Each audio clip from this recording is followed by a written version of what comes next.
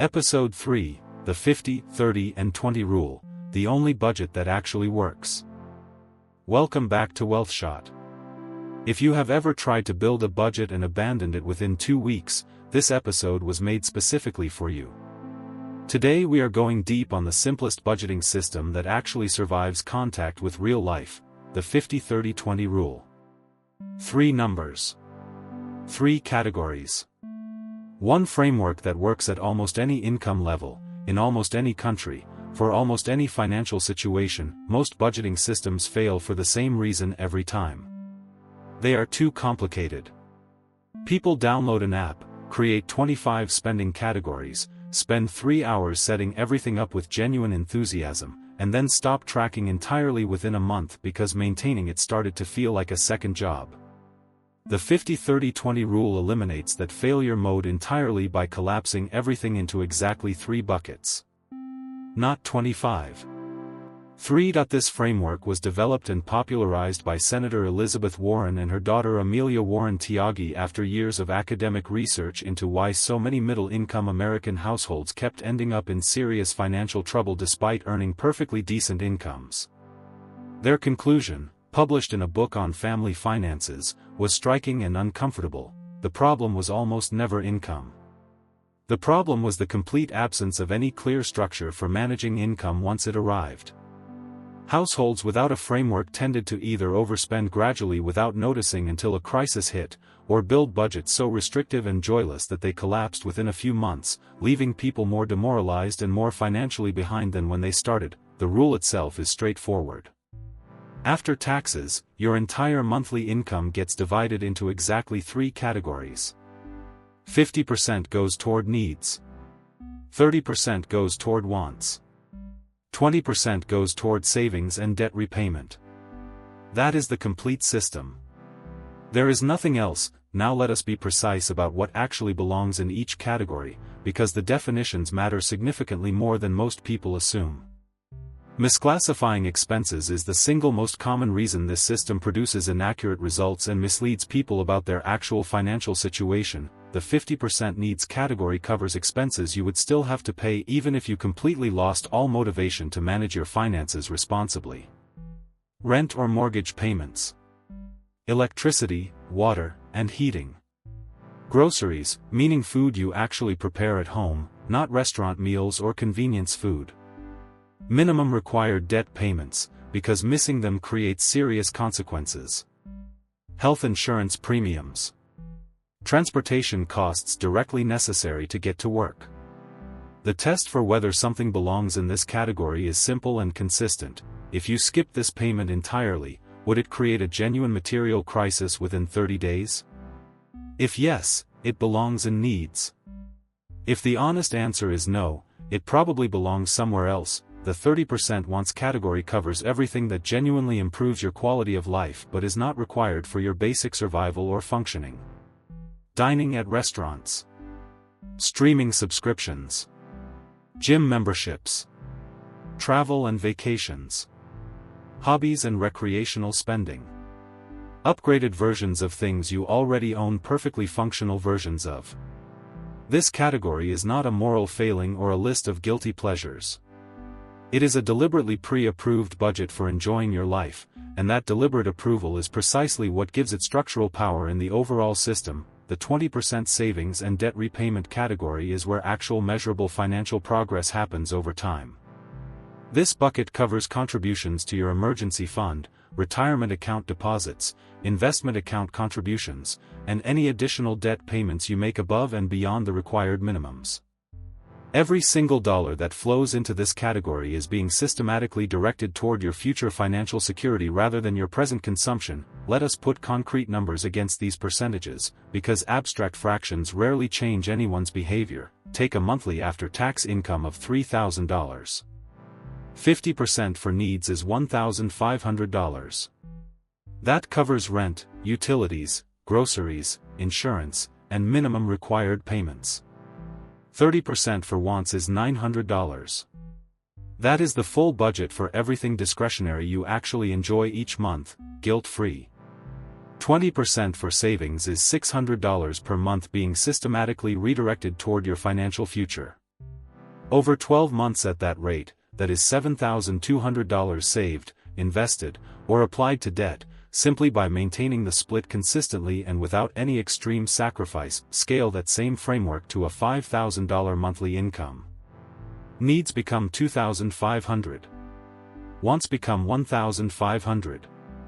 And savings become one full $1,000 every single month, $12,000 per year, building systematically and automatically. The mathematical elegance of this system is that the percentages remain constant across almost any income level. The discipline required does not change. The structure does not change.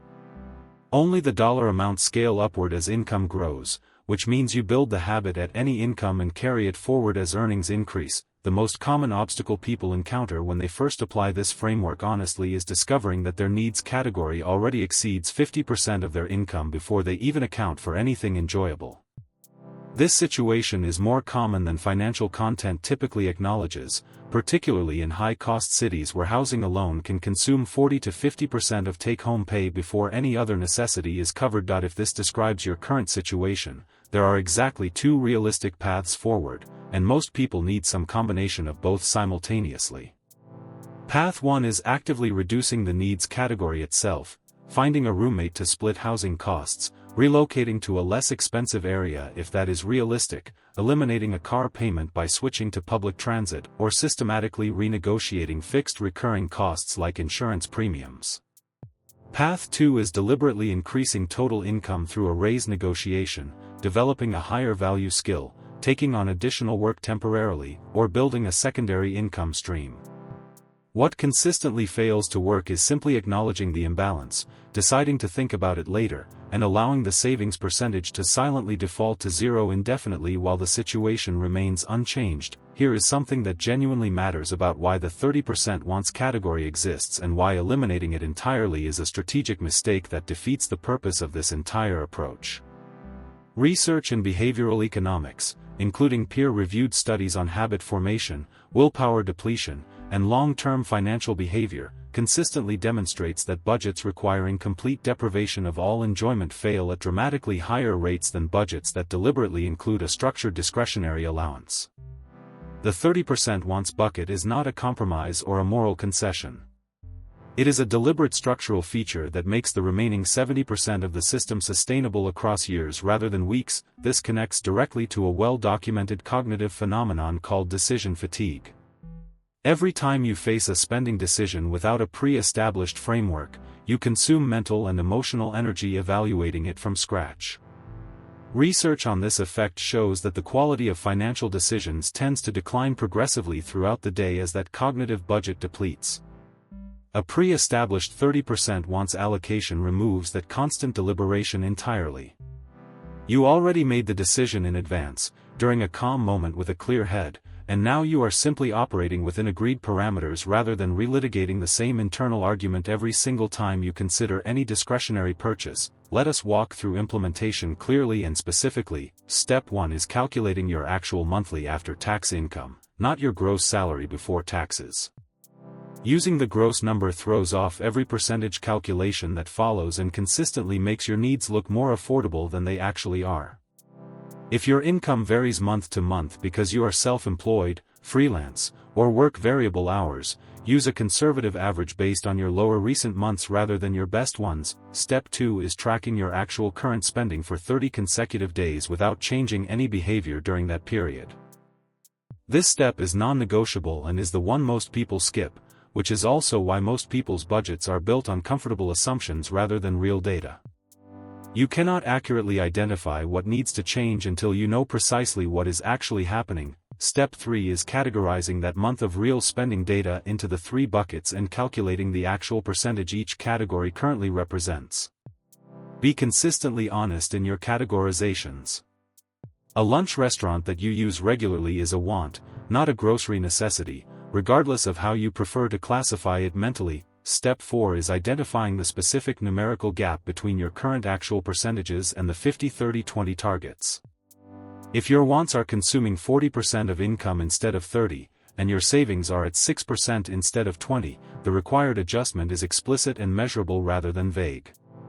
The question becomes which specific wants to reduce. starting logically with those providing the least genuine satisfaction or value relative to what they cost. Step 5 is automating the 20% transfer permanently.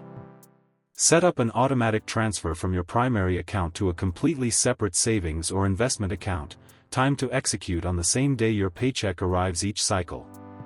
This is the single highest impact implementation step in the entire system, because it removes the savings amount from your accessible spending balance before your brain ever registers it as available money, which is precisely the pay-yourself-first mechanism we covered in detail in episode 1 of this series. Point 1 Final clarification worth making directly before we close. The 50-30-20 split is a starting framework and a tool for clear thinking, not a rigid universal law that applies identically to every financial situation. Someone managing significant high-interest debt may reasonably shift temporarily to 50-20-30, directing more aggressively toward debt elimination before rebuilding the full wants allocation. Someone who has already fully funded an emergency fund, carries no high-interest debt, and is maximizing retirement contributions may reasonably adjust the split to reflect their specific circumstances. The percentages exist to give you a clear default position and a productive way to think about competing financial priorities. They are not a punishment for operating slightly differently given your specific situation. The real power of this system is not its mathematical sophistication. It is the exact opposite, its radical simplicity. 3 categories survive consistent use in practice where 25 categories collapse under their own maintenance burden.